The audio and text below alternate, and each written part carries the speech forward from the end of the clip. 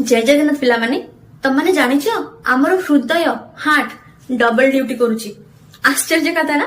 हाँ तो मु तमन को आज कहबी डबल सर्कुलेशन विषय रे। जेते बेले रक्त पशु मान पाखरे पहुंचे ना से माने कोन करंती अम्लजान युक्त रक्त को टाणी नियंती आ अंगारकाम्ल युक्त रक्त को ठेली दियंती। तो सेही अंगारकाम्ल युक्त रक्त भेनकावा थ्रो रे जाई पहुंचे राइट आर्टेरी रे।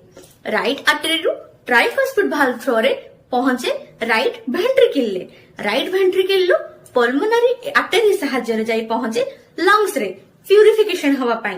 तो अंगारकाम्ल युक्त रक्त बनी जाए अम्लजान युक्त रक्त रे। अम्लजान युक्त रक्त बा ऑक्सीजन ब्लड हमर कोन हुए ना पल्मोनरी वेन सहाय्य रे आसी पहुंचे लेफ्ट आर्टेरी रे। लेफ्ट आर्टेरी रु बाइकास्पिड वाल्व थ्रो रे आसी पहुंचे लेफ्ट वेंट्रिकल ले। लेफ्ट वेंट्रिकल रु एवटा माध्यम रे समस्त कोष मानक पाखरे बा समस्त अंग प्रत्यंग मानक पाखरे जाई पहुंची जाए। तो गोटे साइकिल रे रक्त लेफ्ट आर्टेरी रे आउ राइट आर्टेरी रे आसी पहुंचुची।